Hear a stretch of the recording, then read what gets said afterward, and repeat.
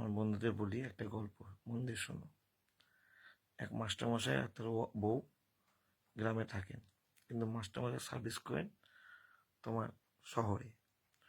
প্রতিদিন গ্রাম থেকে শহরে যান, আসা যাওয়া করে, রেগুলার প্যাসেঞ্জার। 12 মাস যায়, কিন্তু তার কষ্টও হয়, ঝড় বৃষ্টি কাদা, কিন্তু করতেই হবে, চাকরি যার নাম।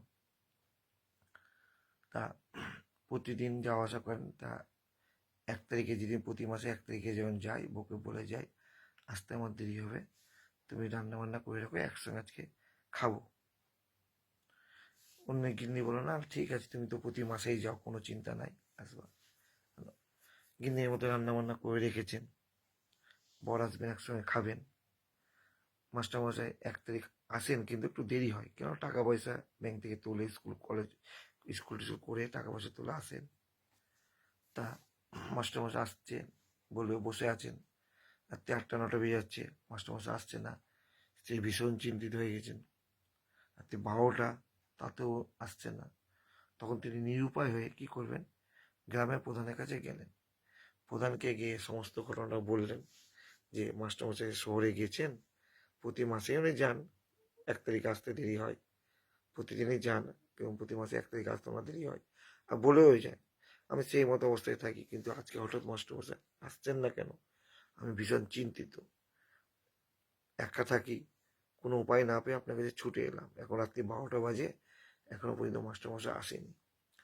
গ্রামের প্রধান সমস্ত ঘটনাই শুনলেন, শোনার পর বললেন, এখন তো রাত্রি 12টা বাজে, এখন তো কোনো উপায় নেই, সে ভোরটা হতে দিন, আপনি এখন বাড়ি যান, শোন, ভোর হলো, আসুন, দেখছি।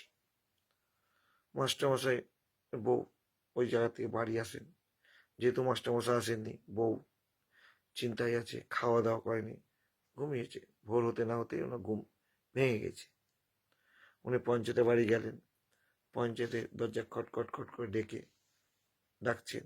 পঞ্চায়েতের প্রধান উঠলেন, উঠে বলে, আসুন আসুন ম্যাডাম, আসুন। তো বসলেন, আবার সমস্ত ঘটনা শুনলেন, কি হয়েছে না হয়েছে পুরোটাই শুনলেন।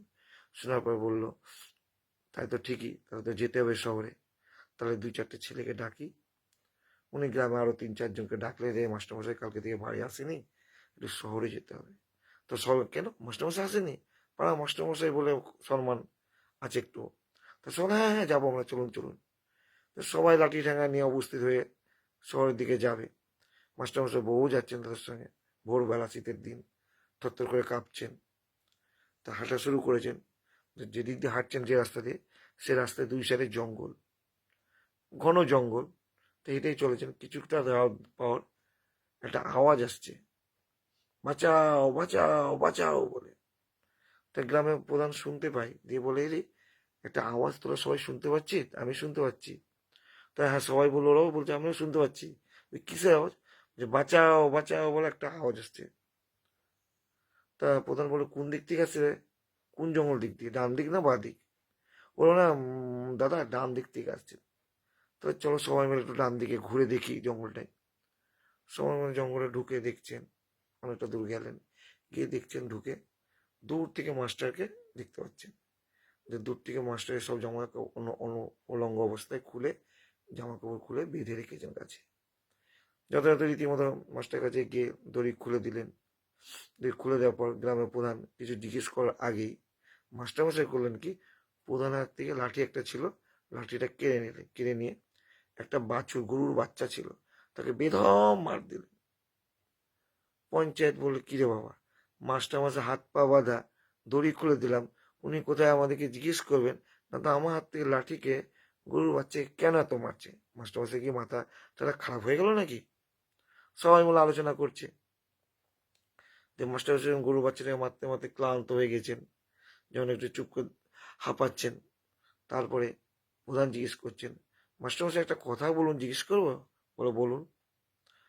আপনাকে গাছের সঙ্গে বেঁধে রেখে গেছে, আমরা খুলে দিলাম, আপনি হঠাৎ আমার সঙ্গে কোনো কথা না বলে আমার হাত থেকে লাঠিটা কেটে বাচ্চাটাকে কেন মারছেন?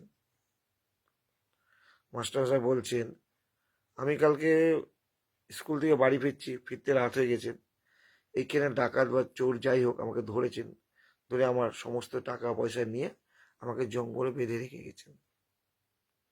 তাতে আমার কোনো আপত্তি নেই। জঙ্গলে বেঁধে রেখেছেন, আমার টাকা পয়সা নিয়ে সব চলে গেছেন, তাতে আমার কোনো আপত্তি নেই। কিন্তু এই বাছুরটা সারা রাত আমাকে ওর মা ভেবে শুধু গুতা মেরেছে, শুধু গুতা মেরেছে। তা গুতা মেরেছে এই কারণে আমি ভীষণ রেগে ওর উপরে আমি প্রতিশোধ নিলাম। তা উত্তরটা যদি জানা থাকে অবশ্যই শেয়ার করে কমেন্ট করে জানাবেন গরুর বাচ্চাটাকে কেন মারা হলো। ঠিক